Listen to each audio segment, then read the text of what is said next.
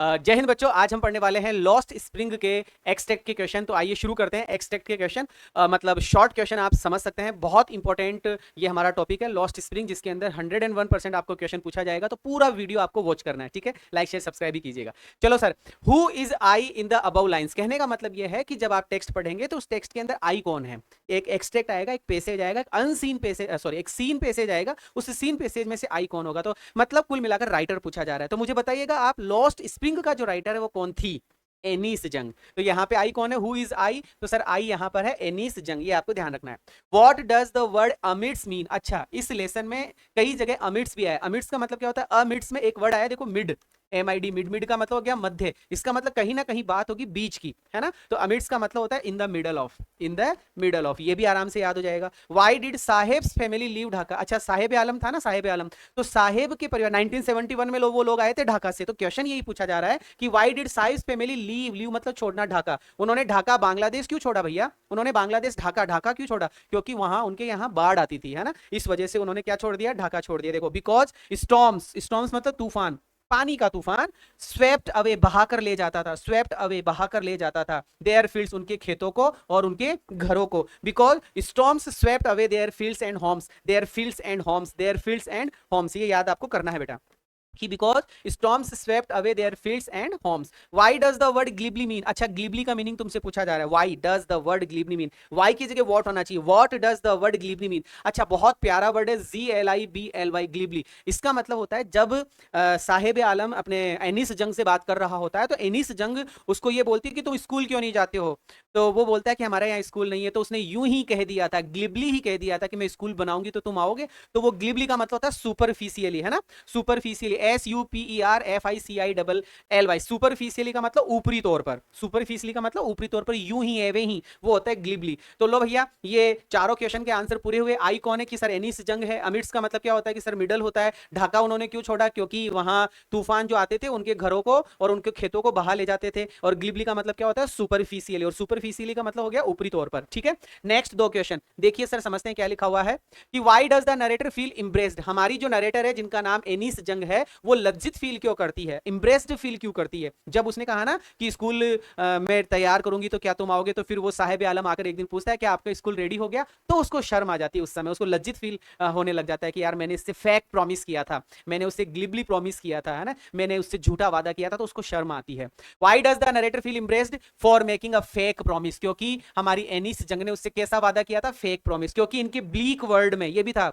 Text के अंदर, bleak, इनके इस अंधेरे संसार में ऐसे वादे हर कोई उनसे करके चला जाता है। तो कैसा वादा किया था उसने, फेक प्रॉमिस, इसलिए वो इम्प्रेस्ड हो रही थी। Which literary device is there in Saheb's name. अच्छा, साहेब का पूरा नाम क्या था कि सर साहेब का पूरा नाम था साहेब आलम, और साहेब आलम का मतलब होता है लॉर्ड ऑफ द यूनिवर्स। और वो काम कैसा करता है, कचरे बिनने का। तो यहां पर एक लिटरेरी डिवाइस का यूज किया गया है, जैसे तुमने पॉइंट्स में भी पढ़ा था। तो यहां पर जो लिटरेरी डिवाइस है, वो लिटरेरी डिवाइस कौन सी है, आयरनी। कौन सी है, आयरनी की। नाम साहेब आलम, लॉर्ड ऑफ द यूनिवर्स, और काम क्या करता है, काम करना और नाम का होना, स्थिति और परिस्थिति में जो अंतर होता है उसको हम क्या कहते हैं, आयरनी कहते हैं। तो विच लिटरेरी डिवाइस, कौन सी लिटरेरी डिवाइस का यूज किया गया है, तो सर यहाँ पे आयरनी का यूज किया गया। आयरनी मतलब एक तरीके से विडंबना।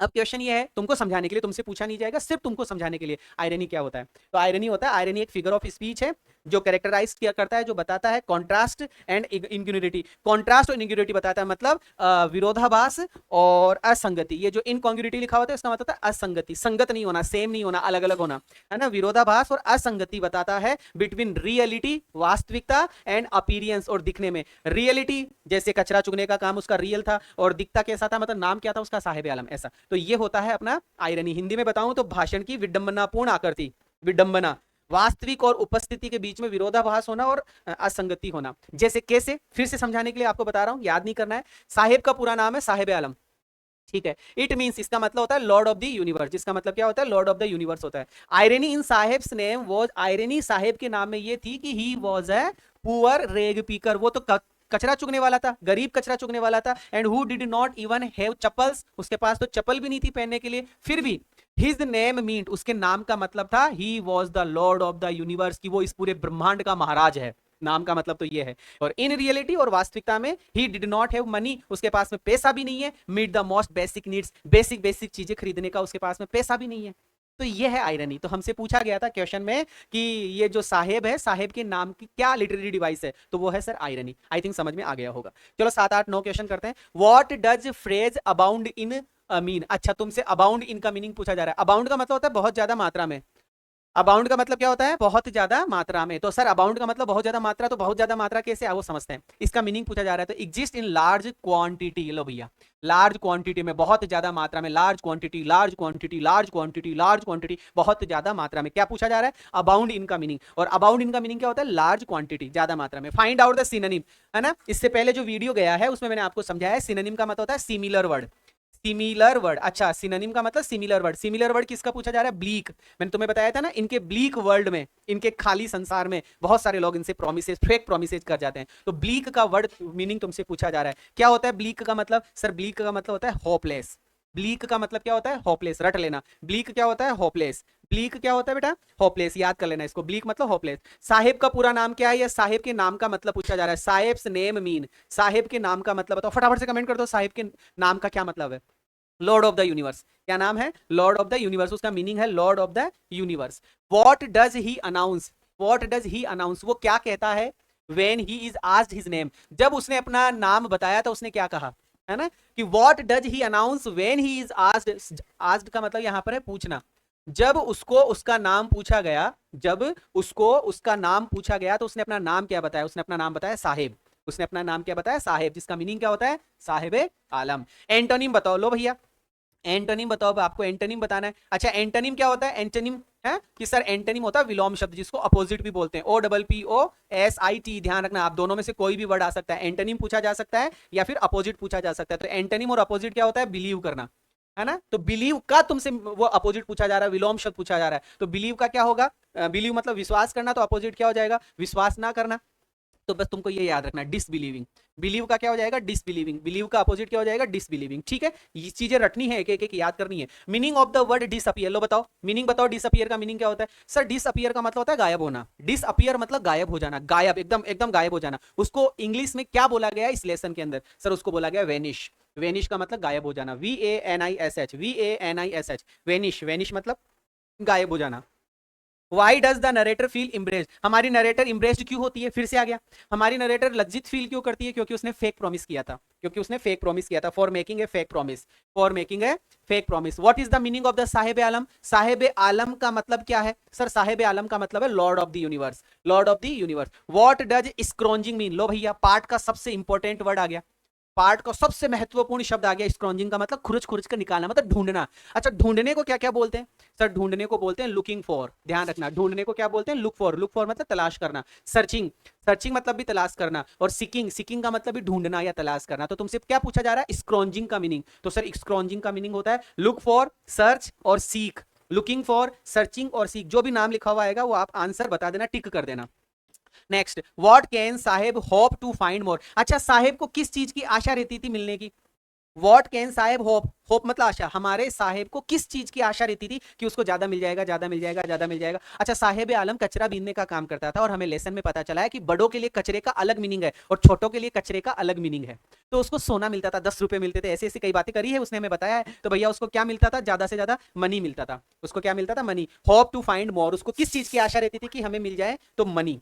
What were the two young man. अच्छा अच्छा, दो युवा लड़के है भैया। दो युवा लड़के क्या खेल रहे थे बताओ? जब हमने इस लेसन को पढ़ा था तो हमें बताया गया है कि एक बार किसी बगीचे, किसी क्लब के गेट के पास में हमारा साहिब आलम खड़ा रहता है और दो लड़कों को टेनिस खेलते हुए देखता है। उन दो लड़कों ने कौन सी ड्रेस पहन रखी थी? व्हाइट कलर की। ऐसा। तो what were the two young man playing. दो व्यक्ति क्या खेल रहे थे? कि सर टेनिस खेल रहे थे। TENNIS, है ना। क्या खेल रहे थे? टेनिस खेल रहे थे। For the children garbage is. लो आ गया भैया। बच्चों के लिए गार्बेज का क्या मीनिंग है? बच्चों के लिए गार्बेज का क्या मीनिंग है? मतलब बच्चों के लिए गार्बेज क्या है? तो सर यहां पर था लिपटा हुआ खजाना। लिपटा हुआ खजाना, रेप्ड इन वंडर। लिपटा हुआ खजाना। तो यहां तुम्हें रिक्त स्थान में पूछा जा रहा है। तो सर रिक्त स्थान में पूछा जा रहा है तो याद रटना ही पड़ेगा। रेप्ड, WRAPPED, रेप्ड इन वंडर, रेप्ड इन वंडर, रेप्ड इन वंडर, लिपटा हुआ खजाना। What is the verb. अच्छा, वर्ब पूछी जा रही है। वर्ब का रूप पूछा जा रहा है डिफरेंट। डिफरेंट का मतलब होता है अलग अलग। तो तुम्हें डिफरेंट की वर्ब पूछी जा रही है। अच्छा, डिफरेंट की वर्ब क्या होती होगी? कि सर डिफर, डिफर मतलब अलग अलग करना, DIFFER, DIFFER डिफर होती है। What is the Firozabad famous? अच्छा, इसी लेसन में फिरोजाबाद भी आया था। फिरोजाबाद किसके लिए फेमस था? जिसमें मुकेश आया था, सविता आई थी, दादी माँ आई थी, याद है? बेंगल्स के लिए फेमस है। फिरोजाबाद किसके लिए फेमस है? बेंगल्स के लिए, चूड़ियां बनाने के लिए। व्हाट डज मिराज, ये मिराज है बेटा, मिराज वो खाने वाली मिराज नहीं है। मिराज का मतलब तुमसे मीनिंग पूछा जा रहा है, what is the meaning of the mirage? Sir mirage का मतलब था भ्रम। मिराज का क्या मीनिंग था? भ्रम। याद रखना, मिराज मतलब भ्रम, इल्यूजन, ILLUSION, इल्यूजन, इल्यूजन मतलब भ्रम, ILLUSION, इल्यूजन, इल्यूजन मतलब भ्रम, ठीक है? ILLUSION, इल्यूजन, इल्यूजन मतलब भ्रम। फिर है what is the Mukesh attitude towards life? Mukesh का क्या एटीट्यूड था? एटीट्यूड, एटीट्यूड का मतलब व्यू, एटीट्यूड का मतलब व्यू, व्यू मतलब दृष्टिकोण, क्या नजरिया था लाइफ के प्रति। मुकेश का लाइफ के प्रति क्या नजरिया था? अच्छा, मुकेश कौन सी जगह से बिलोंग करता है? कि सर मुकेश बिलोंग करता है फिरोजाबाद से। फिरोजाबाद के पीढ़ियां पीढ़ियां मतलब जनरेशन जनरेशन सारी की सारी पीढ़ियों ने चूड़ियां बनाई, लेकिन मुकेश उनमें से हटकर निकला और उसने कहा I want to become a motor mechanic, मैं मोटर मैकेनिक बनना चाहता हूं, बोला था ना। तो वो आशावादी था। मुकेश क्या था? आशावादी। आशावादी की इंग्लिश तुमसे पूछी जा रही है इस क्वेश्चन में, तो ऑप्टिमिस्टिक होता है बेटा। ऑप्टिमिस्टिक का मतलब आशावादी, ऑप्टिमिस्टिक मतलब आशावादी, ऑप्टिमिस्टिक आशावादी, रट लेना, ऑप्टिमिस्टिक आशावादी। What does every other family in Firozabad? लो बताओ, every other family in Firozabad, हर दूसरा परिवार, हर दूसरा परिवार है ना, हर दूसरा परिवार फिरोजाबाद में क्या करता था? हर दूसरा परिवार फिरोजाबाद में बिजी था भाई साहब। किस चीज में बिजी था? किस चीज में इंगेज था? कि सर हर दूसरा परिवार फिरोजाबाद में इंगेज था चूड़ियां बनाने में, मेकिंग बेंगल्स। क्या बनाने में? चूड़ियां बनाने में, making bangles. What does Mukesh want to be? अच्छा, what does Mukesh want to be? Mukesh क्या बनना? वांट मतलब चाहता था, टू बी मतलब बनना। मुकेश क्या बनना चाहता था? बताओ, मुकेश क्या बनना चाहता था? अभी अभी पढ़ा है मैंने कि सर मुकेश है ना मोटर मैकेनिक बनना चाहता था। मुकेश क्या बनना चाहता था? मुकेश मोटर मैकेनिक बनना चाहता था। साहेब्स मटरिंग, साहेब ने मटरिंग की, मटरिंग का मतलब था बड़बड़ाना, धीरे धीरे कुछ कहना। एंड लुकिंग अवे, और दूसरी तरफ देखने लग गया। मुकेश बड़बड़ाया और दूसरी तरफ देखने लग गया। ये लाइन क्या बताती है? ये लाइन क्या सजेस्ट करती है? मुकेश बड़बड़ाया और उसने दूसरी तरफ देखने, मुकेश, मुकेश से पूछा गया कि तुम क्या बनना चाहते हो या क्या उड़ाओगे, ऐसा ऐसा कुछ बात हुई, तो मुकेश बड़बड़ाया और उसने दूसरी तरफ देखना शुरू किया। इसका क्या मीनिंग है? तो भैया इसका मीनिंग है कि मुकेश, मुकेश थोड़ी है, साहेब है यार। साहेब बड़बड़ाया और दूसरी तरफ देखने लग गया। साहेब बड़बड़ाया और दूसरी तरफ देखने लग गया, इसका मतलब क्या है? साहेब को अपने आप पर थोड़ी सी शर्म आई कि उसके पास चप्पल नहीं है, वो बीनने का काम करता है, ऐसा था। तो मुकेश थोड़ा सा शर्मा जाता है। शर्माना मतलब लज्जित फील करता है, इम्प्रेस्ड, इम्प्रेसमेंट, EMBARRASSENT। इस वर्ड को अपनी रफ कॉपी में 10 बार लिखना, 10 बार लिख लिख कर याद करना इसको। इम्प्रेसमेंट मतलब लज्जित फील करना। Now 26 and 27 of the for meaning, मतलब 4 ऑप्शन आएंगे उसमें। ग्लिबली, लो भैया फिर से आ गया ग्लिबली। ग्लिबली का मीनिंग पूछा जा रहा है सुपरफिशियली, मतलब ऐसी चीज ऐसा पॉइंट जिसका कोई अस्तित्व ही नहीं है, ऐसा पॉइंट, ऐसे चीज जिसका कोई आधार ही नहीं है। कि sir of the four meaning, 4 शब्दों में से ग्लिबली का मीनिंग क्या है? सिलेक्ट द ऑप्शन, ऑप्शन को सिलेक्ट करो। Match in the meaning with uses in the extract, जो एक्सट्रैक्ट में यूज किया गया है। कुल मिलाकर ग्लिबली का मीनिंग पूछा जा रहा है। तो ग्लिबली का मीनिंग है lake, depth and substance. Substance का मतलब ऊपरी तौर, सब्सटेंस मतलब ऊपर वाला हिस्सा, मतलब तत्व। कोई भी तत्व या कोई भी गहराई, उसमें कमी आना, मतलब किसी भी पॉइंट में कमी आना। किसी भी पॉइंट में कमी आने का मतलब क्या है? गहराई नहीं होना। गहराई नहीं आने का मतलब क्या है? सुपरफिशियली। सुपरफिशियली मतलब सिर्फ और सिर्फ ऊपरी तौर पर। तो ग्लिबली का मतलब हो गया ऊपरी तौर पर, सुपरफिशियली। ये वर्ड मैंने कहा था सुपरफिशियली, आपको याद करना है बेटा, ठीक है? सुपरफिशियली, या फिर क्या कहेंगे? Lacking depth and substance, lacking depth and substance, lacking depth and substance, याद करना। Who do you think Saheb is referring to as they? मतलब इस पार्ट में दे कौन है? Who is they? कौन सी लाइन में? इस लाइन में। कौन सी लाइन में? इसमें। When they build one I will go. कि जब जब साहिब से पूछा गया कि तुम स्कूल क्यों नहीं जाते हो, तो साहिब ने कहा कि हमारे यहाँ स्कूल ही नहीं है। फिर उसने आगे ये भी कहा था कि व्हेन दे बिल्ड, जब वो लोग बनाएंगे एक स्कूल, आई विल गो, मैं जाऊंगा। तो दे कौन? कौन बनाएंगे? दे कौन? एनिस जंग ने तो कहा था कि मैं बनाऊंगी तो तुम आओगे क्या, लेकिन उससे पहले साहिब ने कहा था कि जब वो लोग बनाएंगे। वो कौन? बड़े लोग। बड़े लोग कौन? गवर्नमेंट, सरकार। तो सर ऑफिशियल्स। कौन? ऑफिशियल्स। की जब ऑफिसर वाले लोग बनाएंगे, जब सरकार स्कूल बनाएगी, तो आई विल गो, मैं जाऊंगा, ऐसा ऐसा। चलो सर 28, 29, 30 मतलब खत्म होने वाला ही है। बट प्रोमिसेस लाइक माइन, लेकिन मेरे जैसे प्रोमिस, ये वो वर्ड आ रहा है फेक प्रोमिस वाली बात। लेकिन मेरे जैसे वादे अबाउंड इन, भरे पड़े हैं, एवरी कॉर्नर ऑफ इस ब्लीक वर्ल्ड, इनके अंधेरे संसार में, इनके होपलेस संसार में, इनके होपलेस संसार में मेरे द्वारा किए गए ऐसे वादे उनके पूरे संसार में भरे पड़े, हर कोई उनसे वादा कर जाता है। इस लाइन का क्या मीनिंग है, ये लाइन क्या सजेस्ट करती है, ये लाइन आपको क्या बताती है? ये लाइन बताती है कि there is no dearth of promises which remain unfulfilled, है ना। There is no dearth of promises, कि इनकी जो प्रोमिसेज, जो वादे किए जाते हैं वो रहते हैं अनफुलफिल्ड। मतलब इन लोगों से जो वादे किए जाते हैं वो अनफुलफिल्ड रहते हैं। ये वर्ड याद कर लेना, काम हो जाएगा। 4 ऑप्शन में ये देख लेना, रिमेन अनफुलफिल्ड। इनसे जो वादे किए जाते हैं वो हमेशा अनफुलफिल्ड रहते हैं, है ना। इनसे जो भी प्रोमिसेज किए जाते हैं, इनसे जो भी प्रोमिसेज किए जाते हैं वो प्रोमिसेज अनफुलफिल्ड रहते हैं, मतलब कभी पूरे होते ही नहीं है, कभी भरते ही नहीं है, कभी पूरे होते ही नहीं है। द फ्रेज ट्रांजिट होम, है ना, ट्रांजिट होम का मीनिंग पूछा जा रहा है। ट्रांजिट होम का मीनिंग मतलब, ट्रांजिट होम का मीनिंग क्या मतलब, कहने का मतलब यह है कि ट्रांजिट होम ऐसा घर जो कभी भी बदला जा सकता है। तुम्हें पता है ये लोग जहां भी इनको जगह मिलती थी अपना टेंट गाड़ देते थे, तो उनके घरों को ट्रेंजिट होम कहा गया है। कि the phrase transit home refer dwelling that are, तो ट्रेंजिट होम का मीनिंग क्या होता है सर? ट्रेंजिट होम का मीनिंग होता है कुछ समय का घर, टेम्परेरी। ट्रेंजिट होम का मीनिंग क्या हो गया? टेम्परेरी। टेम्परेरी का मतलब कुछ समय का। Identify the figure of speech, figure of speech बताओ। अब तो समझ में आ गया होगा, सिमिली पढ़ लिया था, पर्सोनिफिकेशन पढ़ लिया था, आयरनी पढ़ लिया, सार्कास्टिक पढ़ लिया, है ना। फिगर ऑफ स्पीच बताओ, यूज इन द सेंटेंस, जो सेंटेंस में यूज किया गया है। सेंटेंस है garbage to them is gold. बहुत अच्छा फिगर ऑफ स्पीच पूछा जा रहा है, अलंकार कि गार्बेज कचरा उन लोगों के लिए सोना है, कचरा उन लोगों के लिए सोना है। क्या मतलब हो इस चीज का? मैं तुम्हें हजारों सालों से याद कर रहा हूं। कचरा सोना, सोने का ढेर है, ये क्या है सर? ये है हाइपरबली। हाइपरबली का मतलब किसी चीज को बहुत ज्यादा बड़ा चढ़ाकर बताना। हिंदी में भी पढ़ा होगा, ऐसे कोई अलंकार होता है किसी चीज को बड़ा चढ़ाकर बताना, हाइपरबली। इसको क्या कहते हैं अपन? हाइपरबली। क्या मेरी बात आप लोगों को क्लियर हो गई? हाइपरबली, HYPERBOLE, हाइपरबोल नहीं होता, hyperbole. Next, what does the narrator mean, narrator का क्या मीनिंग है? Food is more important for survival, food is more important for survival. ये उन औरतों के झुंड ने बोला था जब एनीस जंग ने उनसे पूछा था ना कि तुम्हें आइडेंटिटी क्यों नहीं चाहिए, तो उसने क्या बोला था उन औरतों के झुंड ने? कि भैया food is more important than survival, कि भैया food is more important for survival, जीने के लिए खाना जरूरी है। अच्छा, इस लाइन का मीनिंग पूछा जा रहा है ना। इस लाइन का मीनिंग क्या है? कि that food is more important than other things. उसने इस लाइन का मतलब यह है कि खाना जरूरी है अन्य चीजों के बजाय, खाना जरूरी है अन्य चीजों के बजाय। What does acquired the proportions of a fine art का मतलब क्या है? ये थोड़ा सीबीएसई पैटर्न आ गया बेटा। यहां जो मैं 2-3 क्वेश्चन करवा रहा हूं ना, ये लास्ट के क्वेश्चन है, बस 2-3 क्वेश्चन और बचे। ये सीबीएसई पैटर्न पे पूछे जाते हैं, लेकिन एमपी बोर्ड वालों को भी कभी कभी पूछ लिया जाता है। 100 में से 100 लाने हैं ना, प्रैक्टिस।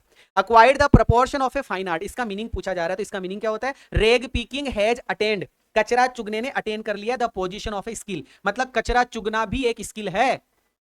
कचरा चुगना भी एक स्किल है। ये है कि acquired the proportion of a fine art, fine art अच्छी कला, तो वो अच्छी कला क्या है? स्किल है। तो कचरा चुगना भी एक स्किल है। कि रेग पिकिंग हैज अटेन, रेग पिकिंग ने अटेन कर लिया है। रेग पिकिंग करने, रेग पिकिंग करते करते करते करते करते ये क्या बन गई? एक स्किल बन गई, है ना, एक स्किल बन गई। दैट इज वाई, इसी वजह से, दैट इज वाई, इसी वजह से दे लेफ्ट, उन्होंने छोड़ दिया। क्या छोड़ दिया? अपने घरों को छोड़ दिया। लुकिंग फॉर गोल्ड, और खाने की तलाश में, पैसों की तलाश में, मनी की तलाश में, इन द बिग सिटी, बड़े शहर में आ गए। ये शुरू की बात आ रही है जब वो सीमापुरी में आए थे ढाका छोड़कर। तो यहां पर गोल्ड का मीनिंग पूछा जा रहा है, तो गोल्ड का मीनिंग क्या होगा सर? गोल्ड का मीनिंग पैसा होगा, और क्या? मीन्स ऑफ सर्वाइवल, जीने का संसाधन, जीने का संसाधन। मीन्स ऑफ सर्वाइवल मतलब जीने का संसाधन। यहां पे गोल्ड क्या है? जीने का संसाधन, मतलब पैसा, कुल मिलाकर जीने का संसाधन। क्लियर हुआ? चलो लास्ट एंड फाइनल 34 और 35, फिर इसके बाद में दी एंड है। The smile S the simile, अच्छा सिमिली पहली पोइम में पढ़ा, दूसरी पोइम में पढ़ा सिमिली। ड्रीम सपने, लूम्स प्रतीत होते हैं, लाइक ए मिराज, सपने आंखों में इल्यूजन, भ्रम के जैसे प्रतीत होते हैं। Amid the dust of streets, इन धूल भरी गलियों में। इंडिकेट करता है ड्रीम वॉज, यहाँ पे सपना क्या है, इनका सपना कैसे बताया जा रहा है? इस लाइन में ड्रीम के बारे में पूछा जा रहा है। इस लाइन में ड्रीम का मतलब क्या है? तो इस लाइन में ड्रीम का मतलब है अ रियलिटी, वास्तविकता, येट सीम्ड डिस्टेंट, मतलब वास्तविकता जो है उनकी, जो वास्तविकता है उनकी और जो उनके सपने हैं उनमें दिन और रात का फर्क है। क्या सपना था मुकेश का?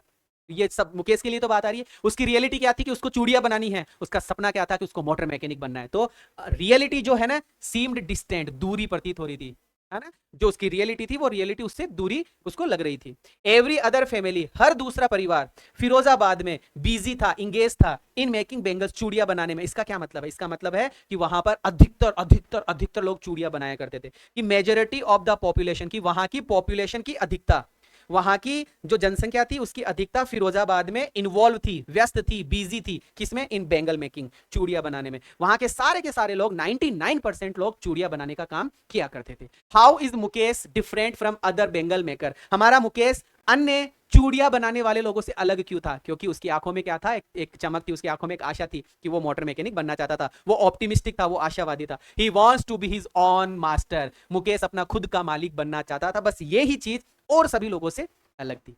कैसे लगा ये लेसन? कैसे लगे इसके क्वेश्चन आंसर? हमने 36 क्वेश्चन करे हैं। इस वीडियो को दोबारा से फिर से वॉच कीजिएगा और मुझे कमेंट करके जरूर से बताइएगा। ये जो एक्सटेक्ट के क्वेश्चन है, इन्हीं को पढ़ना है, इन्हीं को बार बार पढ़ना है, इन्हीं को लिखना है, याद करना है और मुझे कमेंट करके बताना है। कैसी लगी क्लास? लाइक शेयर सब्सक्राइब आप जरूर से करेंगे। अभी मैं विदा लेना चाहूंगा आप सभी प्यारे बच्चों से। Thank you so much, bless you all, जय हिंद, बाय बाय। मुलाकात करता हूं डीप वाटर के एक्सटेक्ट क्वेश्चंस के साथ में नेक्स्ट वीडियो में। Okay, bye bye.